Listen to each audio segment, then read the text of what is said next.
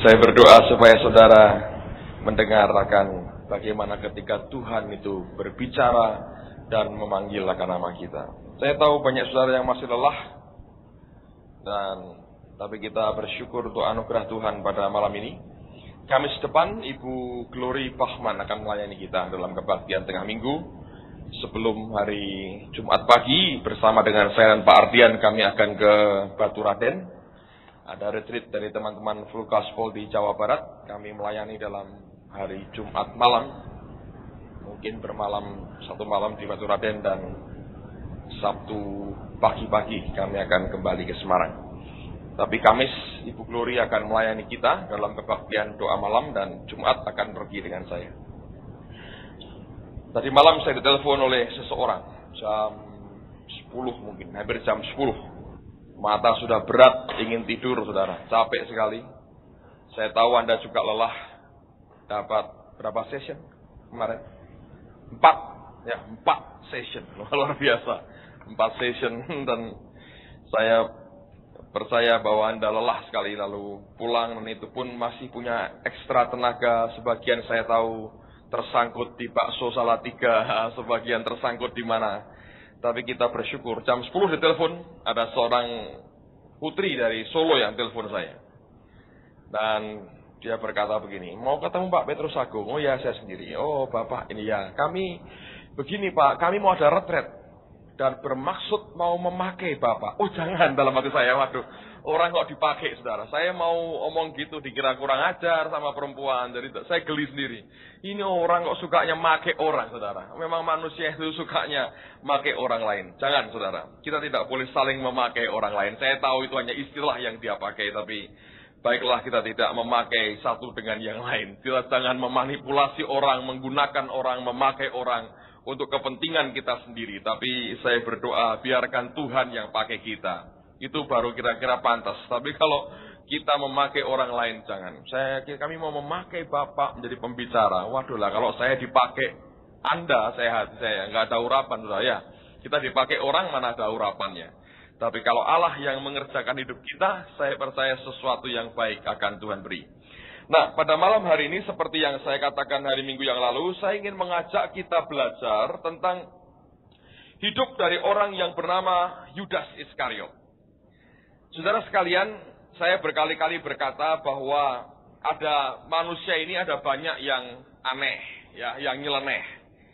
Orang Kristen kita tahu Yudas ini seorang yang mengkhianati Yesus, menjual akan gurunya dengan 30 keping perak. Ada seorang ahli yang menghitung bahwa 30 keping perak itu kalau uang sekarang kira-kira cuma sekitar $20 60 sen sebetulnya. Jadi itu sekitar paling-paling 50.000 rupiah itu. Tapi mungkin pada waktu itu uang ya lumayan lah buat Yudas. Anda bisa bayangkan Yesus dijual dengan harga gomban, saudara. Ini memalukan sekali, tapi ini orang kerjakan itu. Nah sekarang pertanyaannya adalah mengapa orang ini bisa mengalami kejatuhan semacam itu. Ingat bahwa ini termasuk salah seorang daripada 12 murid yang dipilih oleh Yesus sendiri. Ketika Tuhan pilih dia, tidak ada sistem koneksi.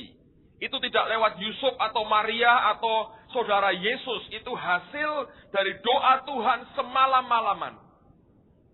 Dan saya tidak pernah percaya bahwa Allah sengaja memilih Yudas supaya dia bisa menjual Yesus. Ingat perkataan Tuhan, lebih baik orang itu tidak usah dilahirkan. Orang yang menjual dia, yang mengkhianati dia berkata lebih baik kalau orang itu tidak usah dilahirkan. Berarti tidak ada sedikit pun motivasi daripada Yesus untuk memilih Yudas sengaja dijadikan sebagai umpan untuk membuat dia akhirnya mati. Tuhan tidak pernah mengumpankan manusia untuk kepentingannya. Tuhan tidak pernah memanfaatkan manusia dalam pengertian mengumpankan kita untuk kepentingannya. Justru dia memberikan akan nyawanya buat manusia. Tapi kita melihat di dunia ini ada orang-orang yang menghormati akan Yudas Iskariot. Memang sampai hari ini di Indonesia minimal ya, saya belum pernah dengar ada orang menggunakan nama Yudas. Itu sudah merupakan sesuatu yang takut disalah mengerti walaupun Alkitab ini ada surat Yudas. Nah sekarang mari kita belajar Bagaimana orang ini bisa berkhianat kepada Tuhan? Ini orang pilihan yang pernah diutus Yesus, dengar pengajaran dari Tuhan, yang khotbah Yesus sendiri. Kurangnya apa? Mestinya ini orang luar biasa. Tapi kenyataan kalau kita melihat Alkitab, orang ini sebetulnya akhirnya menjual Tuhan hanya dengan 30 keping perak. Kalau uang sekarang kira-kira $20, 60 sen, saudara. 50.000 rupiah itu dia jual akan gurunya sendiri, pakai ciuman segala, saudara. Anda bisa bayangkan perasaan Tuhannya ketika orang yang dia kasihi, bagian daripada murid intinya dia, 12 orang, berbuat semacam itu. Nah, tapi mari kita melihat, saya melihat bahwa sebenarnya tidak ada orang yang mendadak murtad, tidak ada. Hari ini Anda berapi-api luar biasa dengan Tuhan, besok mendadak murtad, ternyata tidak ada. Yang ada adalah, sebenarnya pada orang-orang tertentu dalam hidup manusia ini, sudah ada yang namanya proses pembusukan, decaying. Proses pembusukan di dalam, yang tidak nampak dari luar. Nah, pembusukan di dalam itu dibiarkan, lalu kemudian pada akhirnya itu meledak keluar. Nah, waktu ledakan itu bisa mendadak, saudara sekalian.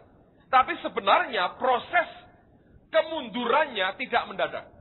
Karena nanti kalau kita perhatikan, di dalamnya sudah ada proses pembusukan yang tidak diselesaikan.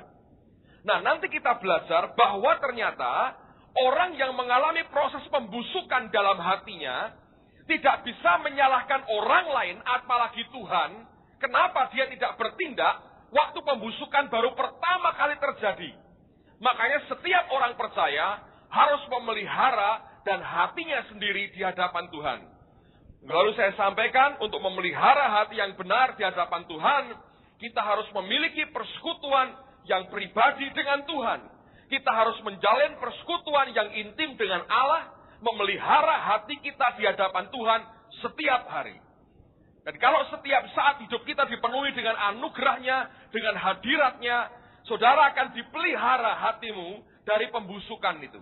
Nah, selama itu kita bisa jaga, tidak akan pernah hidup orang percaya yang semacam ini akan tersandung. Semua bentuk kejatuhan tidak pernah datang mendadak. Nah, mari kita lihat yang pertama, Yohanes pasal yang ke-12. Perhatikan mulai ayat yang pertama sampai dengan ayat yang ke-8. Yohanes 12, ayat yang pertama sampai dengan ayat yang ke-8. Alkitab berkata demikian. 6 hari sebelum Paskah, Yesus datang ke Betania, tempat tinggal Lazarus yang dibangkitkan Yesus dari antara orang mati. Di situ diadakan perjamuan untuk dia, dan Marta melayani, sedang salah seorang yang turut makan dengan Yesus adalah Lazarus. Orang kalau punya tabiat kayak Marta ini susah sembuhnya rupanya, saudara ya. Sudah diomongi waktu dia ribut dengan Tuhan, kenapa Maria tidak engkau suruh menolong aku? Yesus berkata, Marta, Marta, kamu ini selalu sibuk, tapi lihat Maria memilih yang terbaik, duduk di bawah kaki Tuhan, mendengarkan suara Tuhan. Lalu mereka buat perjamuan, Marta kemana, saudara? Melayani lagi. Ini memang model orang dablek, saudara ya, rodok nekat. Memang cinta Tuhan dia, tapi karepe dhewe banyak. Ini tipe begini, diomongin susah, saudara. Sedikit mengandung stubborn, ada agak bebal sedikit hatinya. Walaupun cinta Tuhan, tapi kembali kepada kebiasaannya. Ada itu, orang kalau suruh doa, bingung malah. Nanti mata terbuka, lirik kanan, lirik kiri. Begitu, ayo buat panitia, sregepe luar biasa. Panitia lain datang jam 7, jam 6 sudah datang, saudaraku. Yaitu Marta. Perlu nggak orang itu? Sesekali perlu. Terus-terusan buat mumet, saudara. Ya. Sedang salah seorang yang turut makan adalah Lazarus. Yesus adalah Lazarus. 3. Maka Maria mengambil setengah kati minyak narwastu murni yang mahal harganya, lalu meminyaki kaki Yesus dan menyekanya dengan rambutnya. Dan bau minyak semerbak di seluruh rumah itu. Lihat, kalau Anda banyak bergaul dengan Tuhan, suka duduk di kakinya, saudara pasti jadi orang yang suka berkorban. Yang terbaik dari hidupmu pasti engkau berikan kepada Allah. Orang ini tahu menghargai, honor, menghormati akan Allahnya dengan yang terbaik yang dia punya. Ayat 4.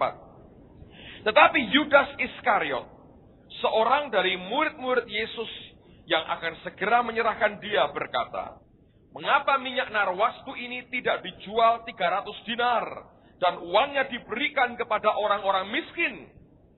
Hal itu dikatakannya bukan karena ia memperhatikan nasib orang-orang miskin, melainkan karena ia adalah seorang pencuri. Ia, apa saudara? Sering, Anda garis bawahi kata sering. Tidak dilakukan hanya sekali. Alkitab berkata ia sering mengambil uang yang disimpan dalam kas yang dipegangnya. Maka kata Yesus, biarkanlah dia melakukan hal ini mengingat hari penguburanku. Karena orang-orang miskin selalu ada padamu, tetapi aku tidak akan selalu ada pada kamu. Jadi sebenarnya orang ini sudah mengalami pembusukan dalam batinnya sudah lama. Alkitab berkata dia sering mengambil uang. Justru ini orang yang paling dipercayai ngurus duit. Kira-kira paling mampu pegang uang. Dan saya berani berkata duitnya Yesus itu banyak sebetulnya, saudara. Amen. Kalau sedikit dicuri kan ya nggak mungkin toh. Cuman uangnya cuman 3.000 kasnya ya, tidak mungkin. Kira-kira ya cukup banyak sehingga dia bisa ambil, dia bisa curi. Makanya jangan berkata Yesus kita itu miskin, jangan saudara. Dia tidak miskin, dia diberi Tuhan hidup dalam anugerahnya. Saya tahu dia nggak hidup menghambur-hamburkan uang dengan percuma, tapi semua kebutuhannya Tuhan cukupi dengan cara yang luar biasa. Sebegitu limpah sampai bisa dicuri oleh muridnya sendiri. Luar biasa. Yang Alkitab katakan dia sering mengambil uang itu. Memang anehnya, Yesus sendiri nampaknya tidak pernah dikatakan dia menegur akan Yudas. Tapi paling tidak Alkitab berkata dia sudah sering mengambil akan uang yang disimpan dalam kas yang dipegangnya. Yohanes berkata dia seorang pencuri. Bayangkan saudara. Jadi itu proses sudah lama. Dia pegang uang, dia pencuri, dia dengarkan firman, tapi tidak berakibat dalam hidupnya karena proses pembusukan dalam hidupnya dia entertain. Dia biarkan, dia nikmati pembusukan itu dan dia ambil keuntungan dari semuanya.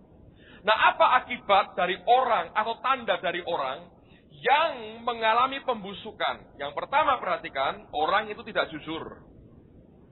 Dia memanipulasi, menggunakan orang lain untuk menentang Tuhan atau menentang orang lain. Lihat, dia pakai orang miskin sebagai alasan. Tidak pernah dia gunakan apa yang di dalam, dia sembunyikan begitu rupa. Dia pakai orang miskin. Oh, itu uangnya dijual, berikan kepada orang miskin. Tapi Yohanes berkata bukan karena ia memperhatikan nasib orang miskin. Tapi dia berkata begini, kalau kamu jual itu uang, lalu uangnya diberikan kepada Yesus. Istilah sekarang, mentahannya saja, saudara. Mentahannya diberikan kepada Yesus. Berapa jumlahnya? 300 dinar. Itu berarti gaji orang kerja setahun. Sehari kira-kira sedinar gaji orang pada waktu itu. Bayangkan Anda kerja setahun. Itu ditumpahkan begitu saja. Ini orang yang cinta Tuhan. Dia berkata, jual, mentahannya aja buat Yesus. Lalu kalau mentahannya, kenyataannya masuk kemana? Ke Yudas. Kenapa? Yudas yang bawa duitnya. Tapi siapa yang dia taruh di depan? Orang miskin. Orang yang sudah pembusukan di dalam, dia tidak pernah berani transparan hatinya. Dia akan memakai orang lain, dia kedepankan, sepertinya dia bela orang lain, untuk kepentingan orang lain dia berjuang. Sepertinya dia seorang hero, seorang pahlawan yang luar biasa, membela orang lain. Tapi lihat, sebetulnya karena pembusukan sudah makin parah di dalam hidupnya. Nah, saudara sekalian, ini yang sering kali kita jumpai pada banyak orang Kristen. Lihat ya, saya perhatikan begini saudara. Saya dengar di banyak tempat ya, kita nggak pernah ngalami sih, tapi saya harap tidak juga lah. Kalau ada gereja, nanti isinya ribut. Ya, nanti majelis ribut, gebrak-gebrakan meja, mau jotos-jotosan, ngangkat kursi, mau dibanting. Mereka ribut apa toh sebetulnya? Terutama kalau Anda perhatikan, nanti ujung-ujungnya itu duit gereja. Nah, masing-masing membela kepentingan orang lain. Ya, membela jemaat itu. Padahal bosok hatinya itu sama-sama. Kalau mereka orang-orang yang tulus batinnya, cinta Tuhan, hatinya tanpa pembusukan, tidak akan kita mengumpat orang lain, gebrak meja, banting kursi. Aku nyumbang telu, tak harus saksi sirap apa, berak katanya. Nah itu tidak akan terjadi, saudara. Anda bisa mengerti. Justru ributnya kalau Anda perhatikan di mana-mana saya dengar majelis A memperjuangkan pos PI, majelis B memperjuangkan gereja pusat. Ini demi jemaat, ini demi jemaat. Satunya demi Tuhan, Tuhan dibela. Tuhan harus dibela karena Tuhan tidak berdaya kan di surga, perlu saya bela. Keprok-keprokan, ayo tak lakoni untuk Tuhan. Apa dikira nanti Tuhan bangga? Ini dia keprok-keprokan buat Yesus. Tepuk tangan malaikat yang seneng kabeh. Atau bukan seperti itu, saudara. Tapi itu kan fakta. Dari mana sebetulnya gontok-gontokan itu? Karena menurut saya, Alkitab menunjukkan dengan jelas. Itu karena pembusukan di dalam. Hatinya sudah tidak beres. Orang lain alasannya dipertahankan, majukan ke depan. Demi orang lain. Lalu kita berkata, aku ini pahlawan. Nah kalau sudah seperti itu saudara, kita tahu sebetulnya itu hanya menipu diri sendiri, tapi juga menipu orang lain. Orang yang bisa menipu diri sendiri, wong awake dhewe diapusi, ngapusi orang lain gampang saudara. Anda bisa mengerti. Nah coba buka surat Yakobus dulu, nanti kita teruskan ngomong soal Yudas ini. Yakobus pasal yang pertama. Tadi kemarin malam saya cerita sama istri saya. Saya baca sebuah artikel menarik sekali. Sudah mau tidur nih, buka-buka sedikit saudara. Saya baca satu ayat dan seorang hamba Tuhan menjelaskan bagus sekali. Yakobus pasal yang pertama, ayat yang ke-22. Tetapi hendaklah kamu menjadi pelaku firman dan bukan hanya pendengar saja. Sebab jika tidak demikian, kamu menipu diri sendiri. Nah, Yudas ini sering dengar firman. Diucapkan oleh firman itu sendiri. Tapi dia bukan pelaku firman. Akhirnya dia menipu diri sendiri. Karena dia hanya pendengar. Nah, kata pendengar itu dalam bahasa aslinya, itu begini saudara. Itu orang yang masuk ke dalam suatu kelas. Ikut dalam pelajaran, ya. Istilahnya begini bahasa Inggrisnya. Datang not for credit. Bukan untuk bisa mendapatkan sesuatu, but for audit. Tapi untuk mengaudit. Anda tahu orang yang audit duit itu. Anda bongkar, teliti. Just for audit. Bukan untuk dapatkan kredit. Kalau Anda kuliah ya, sekarang ada berapa kredit? Datang kan untuk dapatkan kredit. Tapi kalau pendengar tuh datang for audit. Jadi ini ngomongnya apa? Diaudit sama dia. Nanti dijelaskan ulang. Nah siapa yang takon? Tapi dia jelaskan saudara. Oh dianalisa begitu rupa. Nah analisa dia buat hanya untuk kepentingan analisa. Tapi dia tidak pernah melakukan firman. Yudas itu gitu. Dia ikut Yesus bertahun-tahun. Dia dengarkan pengajarannya. Dia lihat manifestasinya. Tapi apa yang di hati tidak pernah dia mau tunjukkan apa adanya.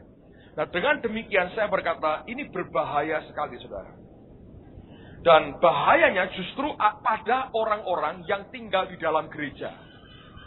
Justru kepada jemaat yang kelihatannya aktif yang tinggal dalam gereja. Ini yang berbahaya. Kalau mereka ini adalah orang Farisi, ahli Taurat, kelompoknya Herodes, Pontius Pilatus, ketahuan.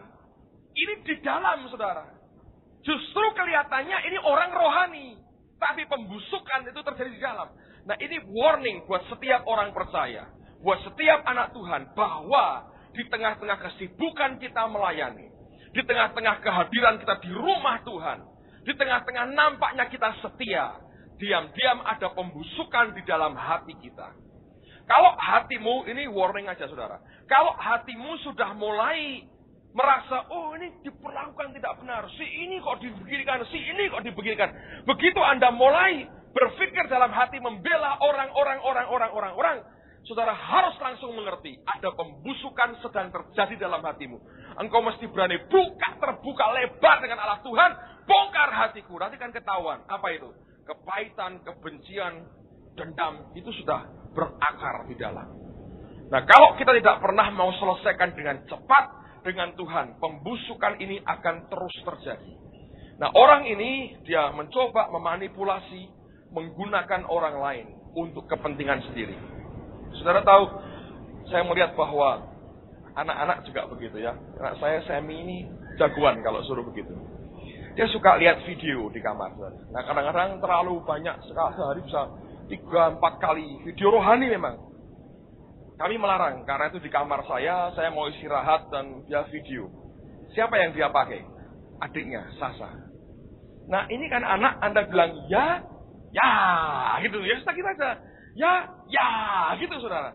Jadi dia pintar, dia bilang gini, Sasa mau lihat video ya Sasa seneng ya gitu. Loh Pak, Sasa mau lihat video.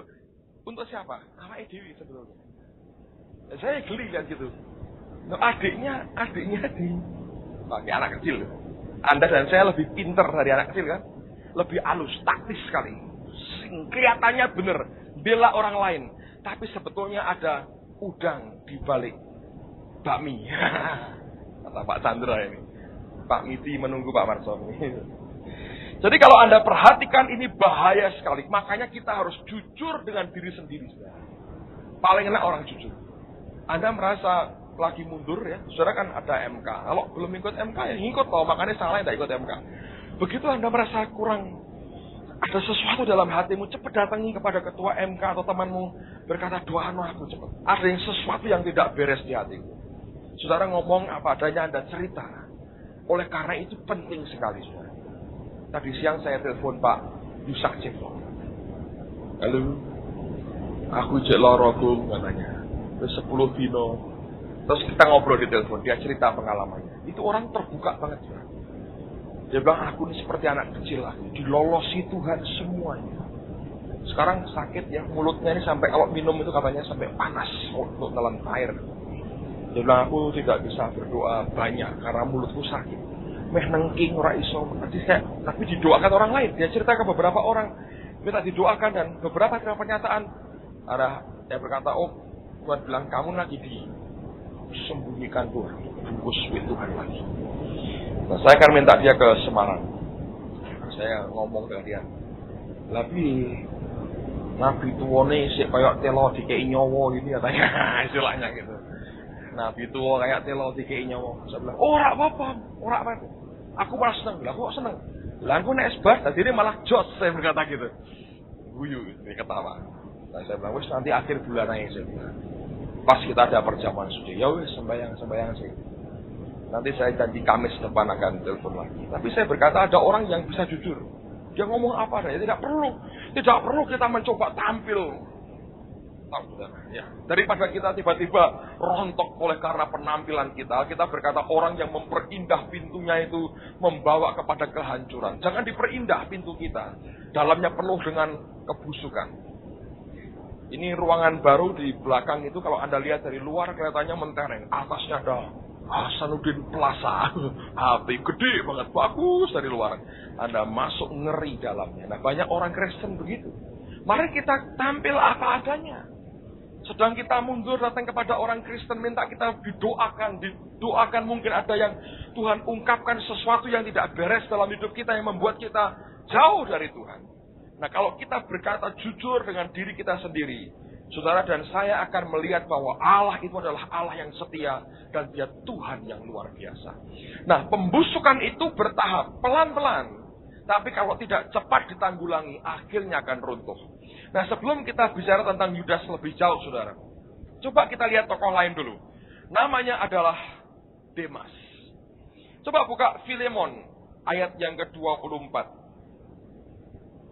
Filemon,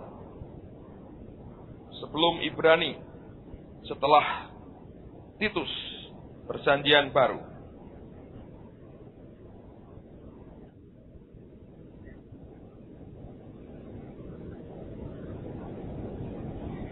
Ayat yang ke-24. Jangan tanya pasal berapa. Tidak perlu dijelaskan. Filemon 24. Paulus tulis surat kepada Filemon dan dia berkata, 23 saya bacakan, salam kepadamu dari Epafras, temanku sepenjara karena Kristus Yesus, dan dari Markus, Aristarkus, Demas dan Lukas, teman-teman sekerjaku. waktu Paulus tulis surat kepada Filemon, di sekitarnya ada beberapa orang-orang yang dia katakan sebagai teman sekerja. Di antaranya, Demas ini dia katakan sebagai teman-teman sekerjanya. Artinya, orang ini kerja bersama-sama dengan Paulus. Tapi sekian waktu kemudian, Paulus menulis surat kepada jemaat di Kolose. Lihat pada pasal yang keempat dari surat Kolose. Pasal 4, ayat yang ke-14. Pasal 4, ayat yang ke-14. Dikatakan, salam kepadamu dari tabib Lukas yang kekasih. Sebelumnya Lukas dikatakan sebagai teman sekerja. Kolose, dia berkata, tabib Lukas yang kekasih. Dan dari siapa? Demas. Nama ini muncul lagi tanpa embel-embel apa-apa. Dulunya teman-teman sekerja, teman sekerjaku. Sekian waktu kemudian, nama ini muncul lagi. Paulusnya berkata, dan Demas. Titik. Nggak ada apa-apa lagi. Menjelang Paulus mengakhiri hidupnya, dalam 2 Timotius, apa yang kemudian terjadi dengan orang ini? Pasal yang keempat, ayat 9 dan ayat yang ke-10.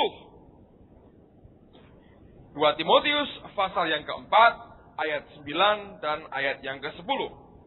Berusahalah supaya segera datang kepadaku, karena Demas telah mencintai dunia ini dan meninggalkan aku.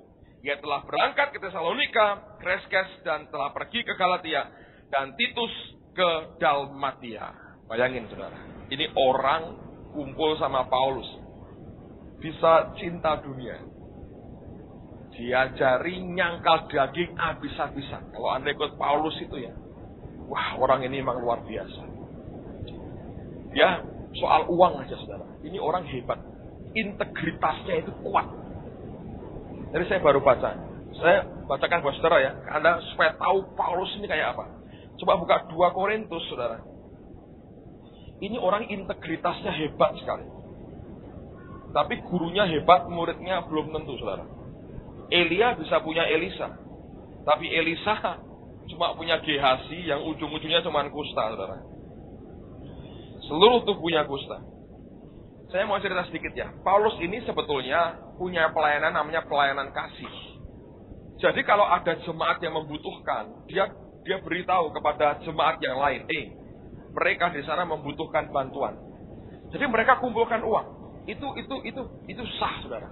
Kumpulkan uang, ini namanya pelayanan kasih, istilahnya dia.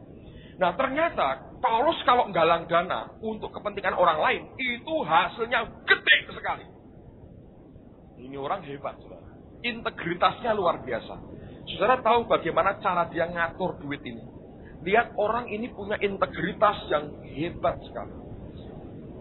Pasal 8 ayat 16. Syukur kepada Allah yang oleh karena kamu telah mengaruniakan kesanggupan, yang demikian juga dalam hati Titus untuk membantu kamu. Memang ia menyambut anjuran kami, tapi dalam kesungguhannya yang besar itu ia dengan sukarela pergi kepada kamu. Bersama-sama dengan dia kami mengutus saudara kita yang terpuji di semua jemaat karena pekerjaannya dalam pemberitaan Injil. Jadi ini ada orang lain lagi, dia nggak sebut namanya. Dia berkata saudara kita, dia berkata yang terpuji di semua jemaat karena pekerjaannya dalam pemberitaan Injil. Dan bukan itu saja, ia juga telah ditunjuk oleh jemaat-jemaat untuk menemani kami dalam pelayanan kasih ini yang kami lakukan untuk kemuliaan Tuhan dan sebagai bukti kerelaan kami. Jadi pada waktu Paulus bawa duit mau diberikan itu, jemaat-jemaat itu minta supaya ngirim 1 orang. Ini orang yang terpuji. Jadi urusan duit harus orang yang terpuji untuk pergi dengan Paulus.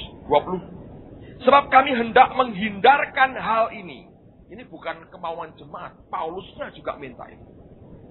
Bahwa ada orang yang dapat mencela kami dalam hal pelayanan kasih yang kami lakukan dan yang hasilnya sebesar ini. Jadi gede sekali dapat duitnya.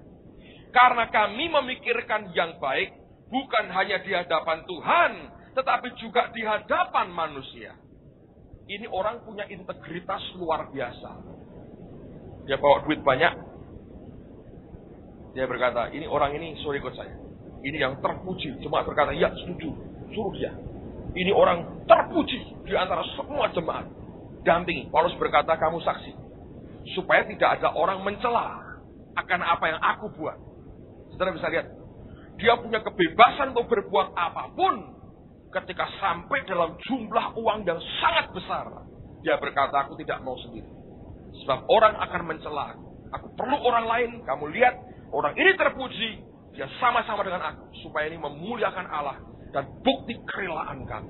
Luar biasa ya. Nah ini gurunya tuh kayak begini saudara. Demasnya bisa mencintai dunia. Kalau Anda perhatikan, sebetulnya ini merupakan warning buat setiap orang percaya. Makanya Paulus berkata, hati-hati kalau kamu merasa kamu ini tegak berdiri. Kalau kamu sudah merasa, ya kuat-kuat, hati-hati malah. Karena pada waktu itu kesombongan masuk, pembusukan mulai terjadi dalam kehidupan kita. Nah lihat ini merupakan contoh yang tragis sekali. Paulus kehilangan Demas, Yesus kehilangan Yudas, Elisa kehilangan abdinya yang sangat dia kasihi, yang dia harapkan, namanya Gehazi. Tapi ujungnya penuh dengan kusta. Saya mau katakan buat saudara bahwa kekristenan bukan sesuatu yang gampang. Tapi ini warning. Makanya jujurlah dengan hati kita masing-masing. Nah sekarang mari kita kembali kepada Yudas. Mari kita buka Markus pasal yang ke-14. Markus pasal yang ke-14. Ayat yang ke-10 dan ayat yang ke-11. Nah kalau Anda perhatikan pada ayat yang ketiga, itu cerita yang sama yang tadi disebutkan dalam Yudas pasal yang ke-12. Oke, ini peristiwa di mana Yesus itu diurapi dengan minyak narwastu. Lalu kalau kita baca dalam Yohanes tadi, Tuhan tegur dia. Dia berkata, biarkan dia. Orang mesti selalu ada padamu, aku gak selalu bersama dengan kamu. Nah Yudas rupanya ketika Tuhan konfrontasi dia, itu untuk pertama kali rupanya Alkitab menyatakan dikonfrontir. Dosanya dikonfrontasi. Tuhan tidak langsung berkata kamu pencuri, tapi dia langsung bicara bahwa selalu ada orang miskin, kamu selalu bela dia, tapi aku tidak selalu bersama-sama dengan kamu. Nah ketika dikonfrontasi, sarang hangat dosanya itu mulai kebongkar. Nah waktu dia dipukul telak ke dosanya saudara, pembusukan itu meledak. Nah apa yang terjadi? Ayat yang ke-10 dari Markus 14 menjelaskan. Lalu pergilah Yudas Iskariot, salah seorang dari ke-12 murid itu, kepada imam-imam kepala dengan maksud untuk menyerahkan Yesus kepada mereka. Mereka sangat gembira waktu mendengarnya dan mereka berjanji untuk memberikan uang kepadanya. Kemudian ia mencari kesempatan yang baik untuk menyerahkan Yesus. Nah, kalau pembusukan Anda biarkan, satu kali saudara akan dihadapkan kepada suatu alternatif terakhir yang membawa kepada pilihan cuma dua. Apakah kita bertobat atau kita murtad? Dan orang ini memilih yang kedua. Tidak pernah selama dia sering mencuri itu, Alkitab mengatakan, maka Yesus menegur Yudas, dibiarkan. Tidak dijelaskan oleh Alkitab mengapa tidak pernah ditegur, tetapi dia sepertinya dia biarkan. Lalu kemudian apa yang terjadi? Pada waktu di Betania itulah untuk pertama kalinya Tuhan konfrontasi hatinya. Dia bicara, dia larang dia untuk ngurusi akan Maria yang memberikan minyak kepadanya. Dia konfrontasi hidupnya, dia bentur hatinya. Nah, waktu perkataan Tuhan itu membentur hatinya, sakit hatinya meledak, saudara. Dan langsung Alkitab berkata dia pergi kepada imam-imam kepala dengan maksud untuk menyerahkan Yesus kepada mereka. Disambut dengan luar biasa. Bahkan kemudian dikatakan mereka berjanji akan memberikannya itu uang. Nah, Anda harus mengerti, kalau pembusukan itu Anda biarkan, decaying dalam hidupmu, engkau biarkan. Maka waktunya akan tiba-tiba hidup kita dikonfrontasi, dan pada waktu itu cuma dua pilihan. Apakah saudara bertobat atau saudara murtad? Saya masih ingat Ibu Indri pernah khotbah di belakang, waktu kita masih di belakang beberapa tahun lalu. Dia berkata bahwa pengurapan Tuhan itu hanya memberikan dua alternatif. Hidup atau mati. Tidak mungkin pengurapan yang murni dari Allah itu memberikan kesempatan orang untuk gantung di tengah-tengah. Tidak bisa. Dia akan memberikan pilihan cuma dua. Apakah kehidupan atau kematian. Orang yang bertobat, dia akan dipulihkan, hidupnya akan dipulihkan Tuhan. Yang tidak bertobat, dia akan menuju kepada kebinasaan. Itu merupakan hanya dua alternatif yang diberikan kepada kita. Waktu Yesus mengkonfrontasi dosanya, Yudas memilih yang kedua. Dia tinggalkan Tuhan. Dengan sakit hati, dengan kebencian, dia berkata, aku serahkan dia, aku jual dia. Dan itu merupakan keputusan dan ketetapan hatinya. Sejak saat itu, apa yang kemudian terjadi? Yohanes pasal yang ke-13. Ini proses berikutnya. Lihat pada ayat yang pertama dan ayat yang kedua.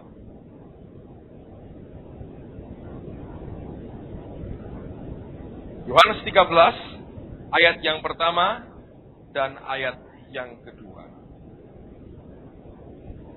Sementara itu sebelum hari raya Paskah mulai, Yesus telah tahu bahwa saatnya sudah tiba untuk beralih dari dunia ini kepada Bapa. Kalau saya perhatikan saudara, orang-orang yang dekat dengan Tuhan itu tahu kapan dia mati. Yusuf tahu, Ishak tahu, Yakub tahu, Yesus tahu, Paulus tahu, Petrus tahu. Ya, orang kalau dekat sama Tuhan, dia tahu kapan dia mati. Brother Andrew pernah cerita ya, saya nggak tahu Pak Nugroho di tempat itu waktu itu. Saya rasa di tempat ya, waktu dia cerita. Dia bilang, saya tahu nanti bagaimana dan kapan saya akan mengakhiri hidup saya. Luar biasa. Dikejar dia bilang, aku tidak mau cerita, tapi aku tahu kapan waktunya dan bagaimana caranya. Luar biasa. Nah, kita berkata Yesus tahu. Amen. Kalau ada orang masih ketakutan, itu Anda belum tahu. Atau pura-pura tidak tahu, saudara ya. Karena ketakutan. Dosanya masih terlalu banyak. Pembusukannya belum dibuang. Malu ketemu dengan Tuhan. Oke? Nah, dikatakan sama seperti ia senantiasa mengasihi murid-muridnya, demikianlah sekarang ia mengasihi mereka sampai pada kesudahannya. Mereka sedang makan bersama. Dan, dengerin, iblis telah membisikkan rencana dalam hati Yudas Iskariot, anak Simon, untuk mengkhianati dia. Jadi begitu pembusukan itu dibiarkan dan akhirnya meledak, saudara, iblisnya bisikin dia, khianati dia. Itu bisikan iblis itu dibisikkan di dalam hatinya. Jadi kalau saudara itu membiarkan pembusukan terjadi, itu telinga untuk iblis membisikkan rencana mengkhianati Tuhan. Tapi iblis itu bukan makhluk yang pintar sebetulnya. Goblok. Sepertinya dia berhasil. Saudara. Bapak di surga itu cuman gini aja. Ayo terus no. Jadi itu kayak tikus masuk perangkap. Gerukoti terus kan. Gerehnya. Terus no. Jadi gebuk. Nongol geblok. Dia tak mati, saudara. 3 hari tok gelundung, ya. Anda tahu itu iblis itu gobloknya Arman. Nah, kita kalau mau digobloki lebih goblok dari iblis, saudara. Jadi makanya jangan mau digobloki setan. Ngertilah firman dan kita kuat di dalam dia. Itu karena kita nggak pernah ngerti bahwa setan itu seperti makan dia, rupanya dia berkata, ya berhasil. Bodoh sekali. Sangat bodoh. Buat dia tidak pernah bisa nyampe. Kita berkata malaikat di surga aja nggak pernah ngerti kenapa, bagaimana rencana penyelamatan Tuhan untuk kita. Kasihnya itu nggak bisa ngerti. Nah, malaikatnya nggak bisa ngerti, setan nggak ngerti juga. Tahu-tahu dia bayar semua apa yang harusnya kita bayar. Nah, apa yang kemudian terjadi kalau bisikan itu dibiarkan? Pasal 13, lihat pada ayat yang ke-25 sampai dengan ayat yang ke-27. Murid yang duduk dekat Yesus itu berpaling dan berkata kepadanya, Tuhan, siapakah itu? Jawab Yesus, dialah itu yang kepadanya aku akan memberikan roti sesudah aku mencelupkannya. Sesudah berkata demikian, ia mengambil roti, mencelupkannya dan memberikannya kepada Yudas, anak Simon Iskariot. Dan sesudah Yudas menerima roti itu, ia apa? Kerasukan iblis. Maka Yesus berkata kepadanya, perbuatlah dengan segera. Apa yang hendak kau perbuat, perbuatlah dengan segera. Jadi prosesnya lihat, pembusukan. Dibiarkan, gak diobati, gak disembuhkan, gak ada repentance, gak ada pertobatan. Pembusukan akhirnya dikonfrontasi dengan kebenaran, membuat ledakan amarah, dia pilih jalan kedua. Dia datangi musuhnya, selalu begitu. Dia datangi musuhnya Yesus dia datangi. Dia berdamai dengan musuhnya Tuhan. Karena rohnya sama. Membuat mereka bersuka cita. Iblisnya mulai bisikan rencana. Waktu dia buka telinga hatinya buat rencana iblis. Tinggal tunggu waktu. Kerasukan, saudara. Dan ini yang dialami oleh Yudas Iskariot. Kapan itu? Waktu dia terima roti itu. Alkitab berkata, Yudas itu ia kerasukan iblis. Setelah itu demon possess, saudara. Sudah nggak bisa apa-apa lagi. Dia tidak berdaya sama sekali. Dan bahaya daripada pembusukan ini apa, saudara? Lihat Matius 27. Apa yang terjadi kemudian setelah dia dikuasai oleh setan? Ayat yang ketiga sampai dengan ayat yang kelima. Saya bacakan mulai ayat pertama lah, supaya saudara jelas konteksnya ya. Matius 27, ayat yang pertama sampai dengan ayat yang kelima. Ketika hari mulai siang, semua imam, kepala, dan tua-tua bangsa Yahudi berkumpul dan mengambil keputusan untuk membunuh Yesus. Mereka membelenggu dia lalu membawanya dan menyerahkannya kepada Pilatus, wali negeri itu. Pada waktu Yudas yang menyerahkan dia melihat bahwa Yesus telah dijatuhi hukuman mati, menyesalah ia. Lalu ia mengembalikan uang yang 30 perak itu kepada imam-imam kepala dan tua-tua. Dan berkata, aku telah berdosa karena menyerahkan darah orang yang tak bersalah. Tetapi jawab mereka, apa urusan kami dengan itu? Itu urusanmu sendiri. Maka ia pun melemparkan uang perak itu ke dalam bait suci. Lalu pergi dari situ dan menggantung diri. Nah, orang berkata, oh kan dia akan menyesal. Amplified berkata, Judas was afflicted in mind. Cuma sampai di sini ya. Loh. Tapi sininya sudah gak bisa balik, saudara. Busuk semua. Bertobat itu bukan di sini. Sini. Balik ke Tuhan bukan di sini. Sini. Saya pernah berkata, Fenelong berkata, dari sini turun ke sini long way. Cuman gak ada 40 cm, saudara. 30 cm kira-kira. Long way. Kadang-kadang seumur hidup gak bisa nembus. Yudas, Alkitab berkata, Judas was afflicted in mind. Cuman di pikiran tok. Kaget, sadar. Tapi sininya balik gak bisa lagi.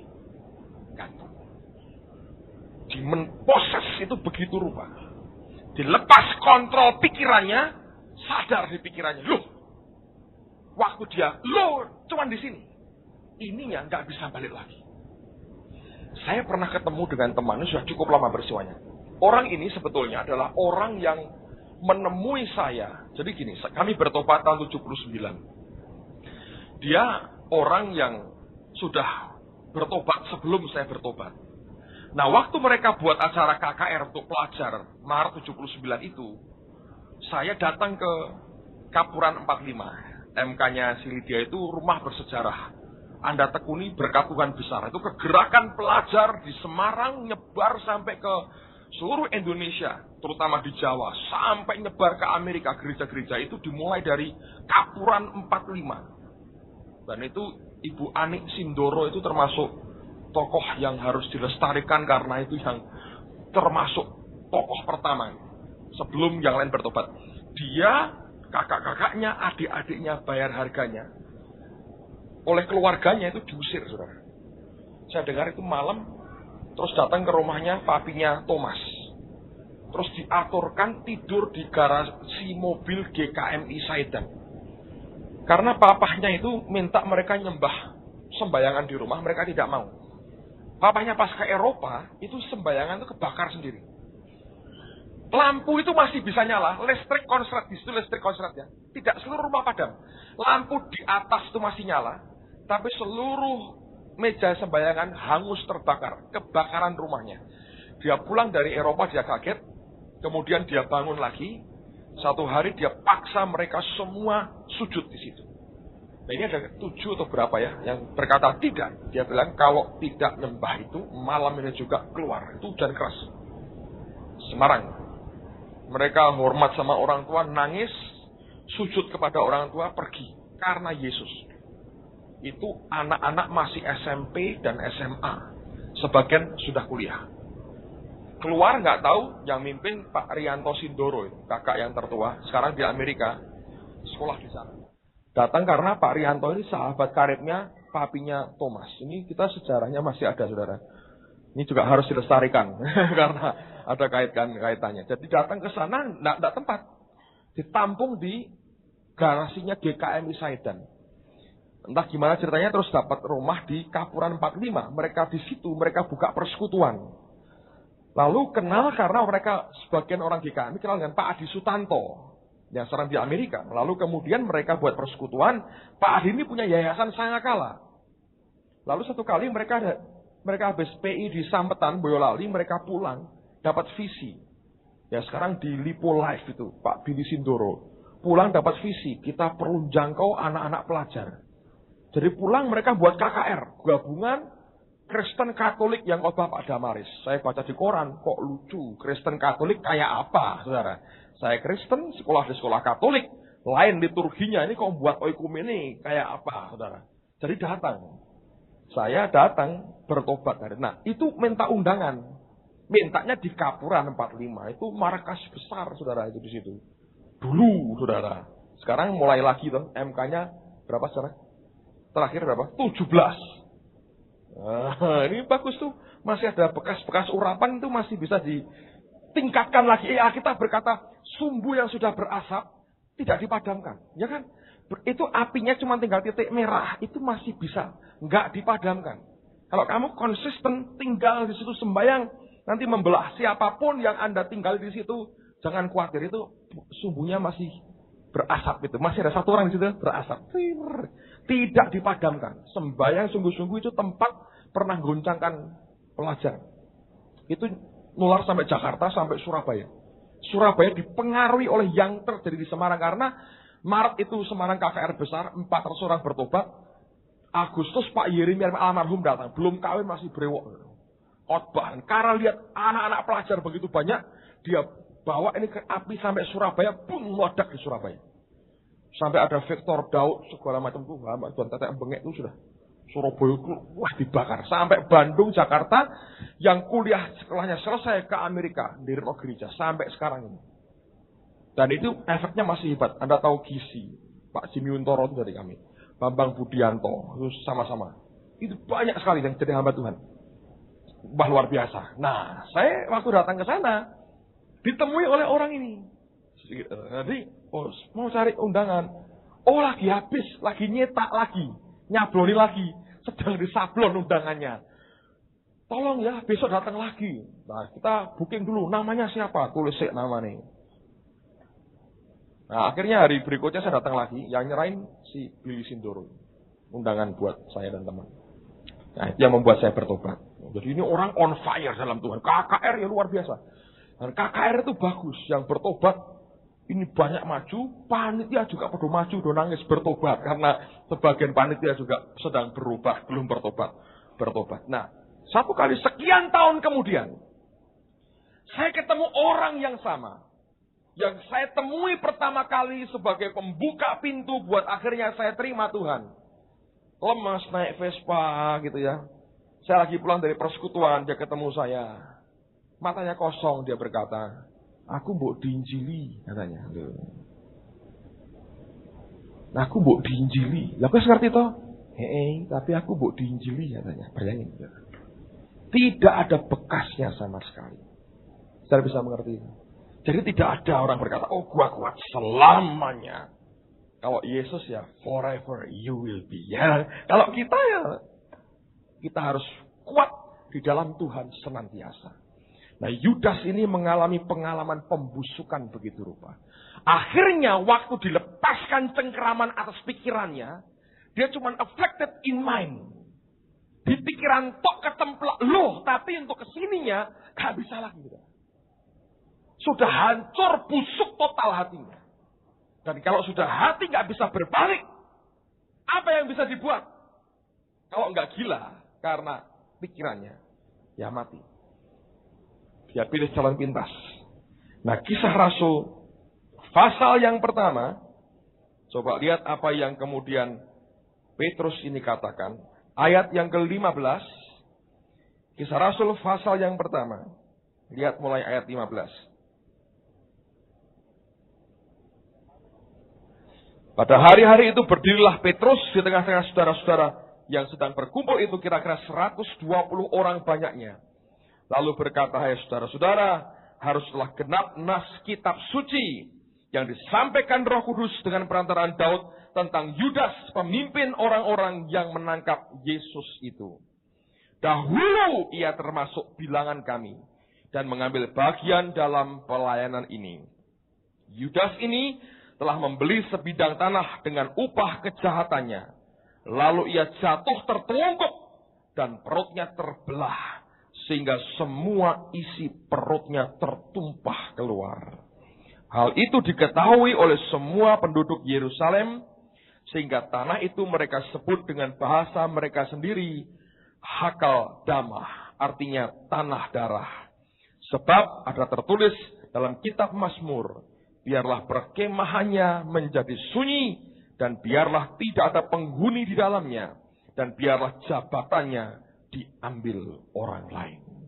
Sampai Alkitab berkata, perutnya tertumpah keluar. Ada orang berkata begini, saudara, diperkirakan, waktu dia gantung itu, dia mati. Entah bagaimana, itu jatuh dari tali akhirnya. Dan cukup beberapa saat tidak ketahuan orang. Rupanya waktu jatuh itu entah perutnya tertusuk sesuatu. Lalu mulai busuk. Ya, kalau busuk kan bolong, saudara. Bolongan keluar isi perutnya. Jadi pembusukan di hati itu akan berakibat pembusukan di jasmani kita. Saul, dosa, pemberontakan, sama dengan witchcraft, sihir. Kebebalan sama dengan dosa, menyembah berhala dan terafim. Itu permulaan di hatinya Saul. Witchcraft, sihirnya, tenungnya di hatinya Saul. Sebelum dia mati, cari pemanggil arwah, suruh perempuan itu menenung buat dia. Ngerti? Yang di hati akhirnya muncul ke permukaan, ke jasmani. Kebebalan, dosa nyembah berhala dan terafim. Alkitab tidak berkata Saul nyembah terafim. Tapi ketika dosa nyembah terafim ada di hatinya, sekian waktu kemudian kita baca di Alkitab, Mikal anaknya punya terafim di rumahnya. Lihat, Tuhan berkata kepada Adam, pada hari di mana engkau makan buah itu pastilah engkau mati. Apakah langsung mati? Ya. Rohnya putus hubungan dengan Allah. Fisiknya sekian ratus tahun kemudian mati gak? Mati fisiknya. Yang di jasmani ini sebetulnya hanya mengikuti yang di dalam. Orang sudah kena ke fisiknya, itu berarti dalamnya pembusukannya sudah lama sekali. Kalau orang tiba-tiba murtad, kita tahu di belakangnya pembusukan sudah berjalan lama sekali. Dan anehnya, saudara, ini memang saya tidak bisa mengerti. Anehnya, seringkali Tuhan seperti diam saja. Itu aneh.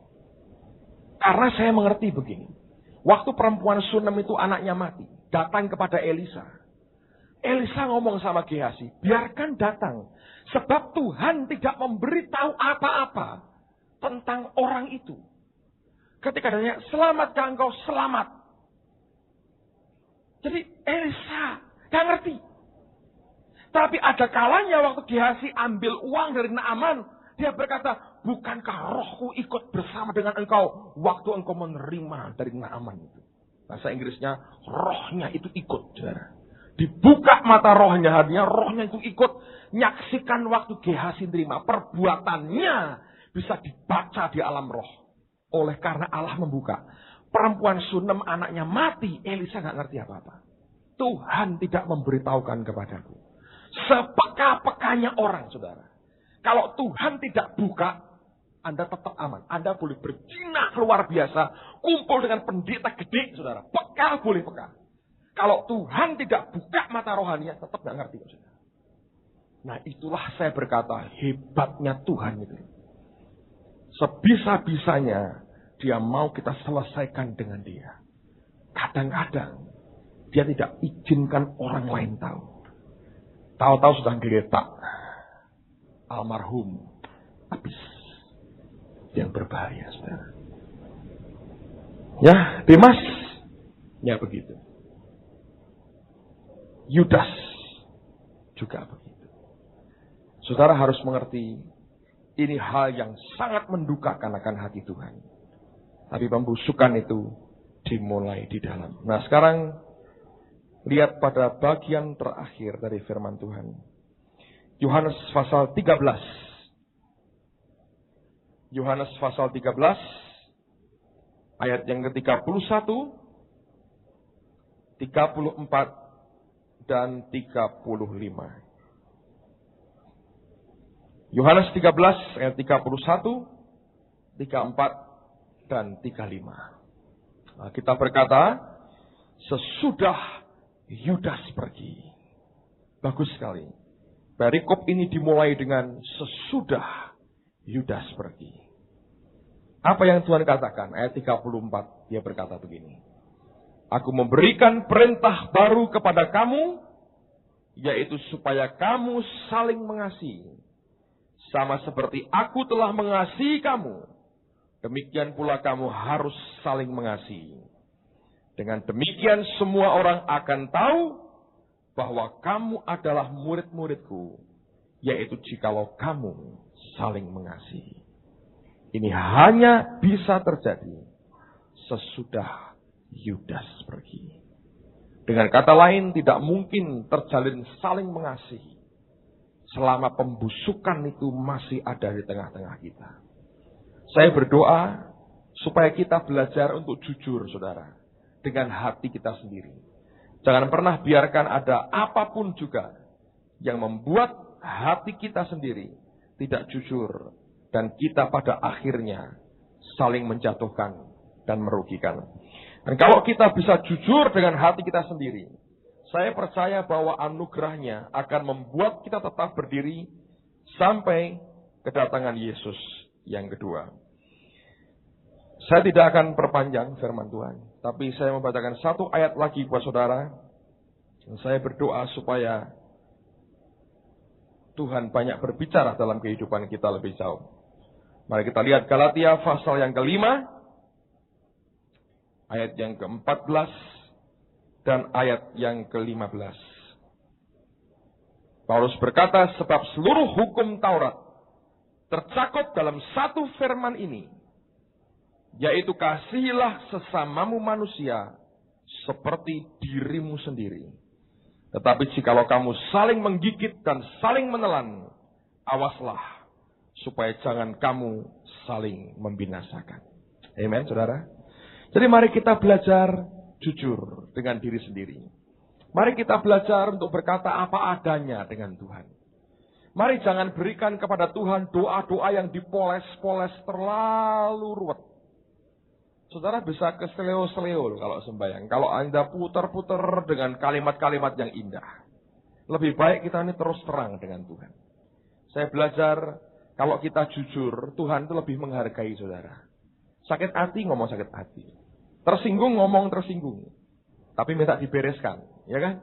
Lagi jengkel ngomong, Tuhan aku lagi jengkel. Cabut kejengkelanku. Aku mau buang ini, berikan kemenangan kepadaku. Nanti anugerah Tuhan akan turun. Daripada kita berputar-putar pada sesuatu yang tidak jelas.